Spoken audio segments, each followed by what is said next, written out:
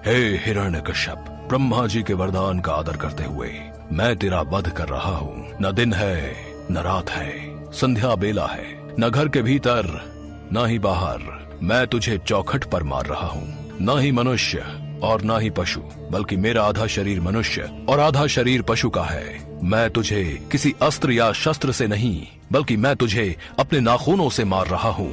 मैं जन जागरूकता मीडिया से आरती जैन। आज हम पहुंचे हैं बूढ़ा तालाब में, जहां पे नरसिंह भगवान का आज जन्मोत्सव मनाया जा रहा है, जिसमें हम बात करेंगे कि कब से ये चालू हुआ था और कैसा कैसा ये कार्यक्रम का शेड्यूल। ऋषि जी का अवतरण दिवस है, उस पर अब समाज को क्या प्रेरणा देगी? देखिए, इससे समाज को प्रेरणा इस बात से मिलती है कि हमें कभी भी बुराइयों से डरना नहीं चाहिए, अपनी अच्छाइयों पर सदैव कायम रहना चाहिए और ईश्वर की भक्ति पर सदैव विश्वास करना चाहिए।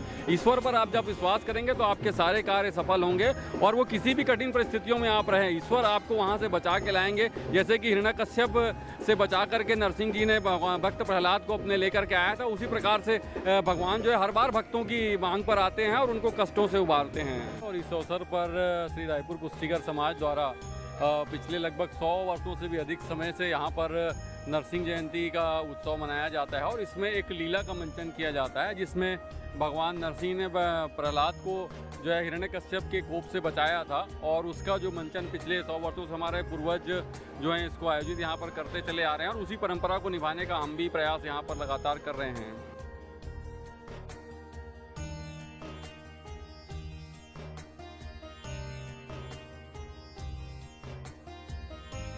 प्रदेश अध्यक्ष वैश्य वर्ल्ड फाउंडेशन। भगवान नरसिंह जी से हम क्या सीख लेते हैं?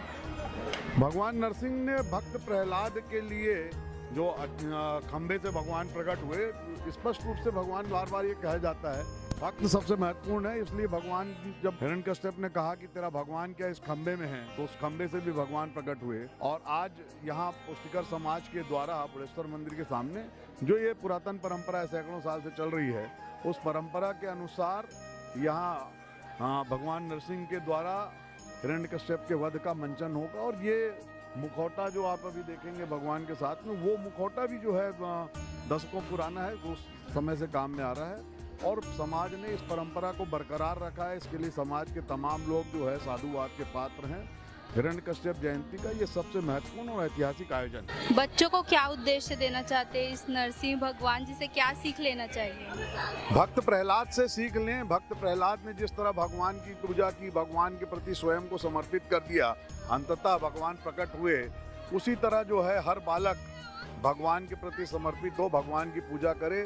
और आज इसकी बेहद आवश्यकता है कि हम सब मिलकर के धर्म के प्रति समर्पित होकर न सिर्फ धर्म की रक्षा करें, बल्कि धर्म के माध्यम से समाज की रक्षा भी करें।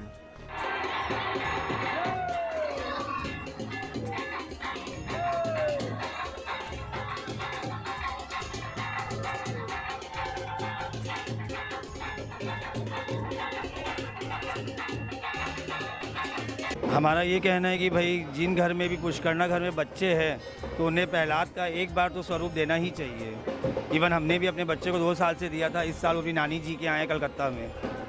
भगवान विष्णु के 6वें अवतार नरसिंह जी से आप क्या प्रेरणा लेते हैं, क्या सीख लेते हैं? हम लोग तो बचपन से ही देखते हैं, मतलब अपने दादा के साथ आते थे यहाँ पे और यही कि सच पे चलना, आगे बढ़ना।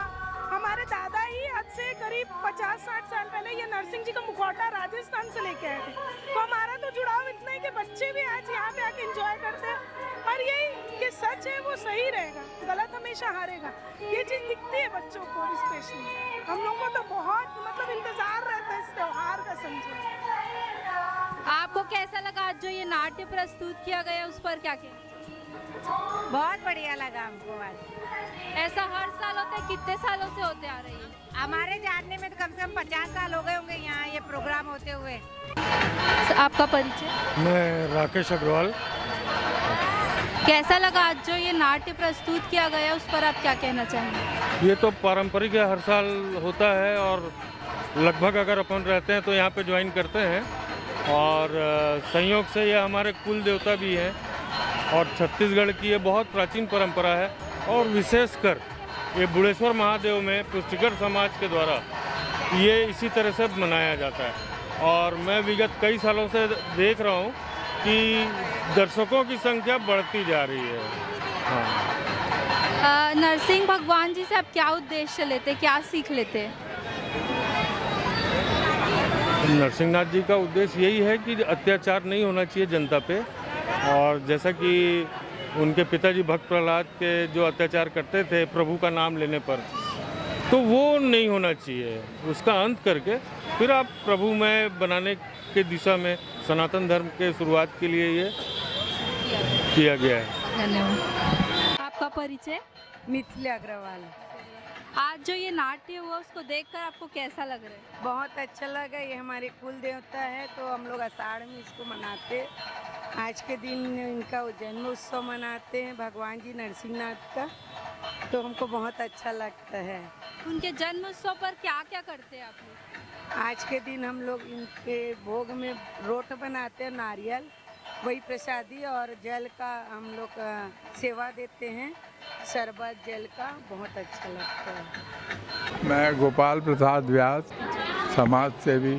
आज भगवान नरसिंह जी का जन्मदिन है, तो उस पर क्या कहना चाहिए? भाई ये तो विष्णु जी के चौथे अवतार हैं, और जब जब अत्याचार होता है तो भगवान कोई न कोई रूप लेता है।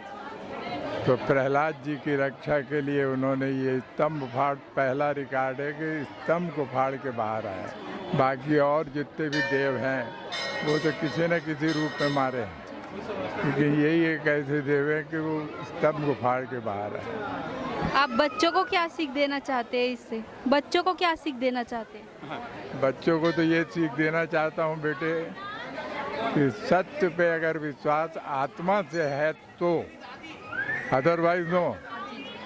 अगर आत्मा से है, सत्य की पालना कर सकते हो तो अवश्य करो, लेकिन अगर अत्याचार वगैरह होता है तो फिर नरसिंह जी का रूप भी ले सकते हो। सभी देश विदेश की तमाम बड़ी खबरों के लिए हमारे YouTube चैनल को लाइक, सब्सक्राइब, शेयर करना ना भूलें।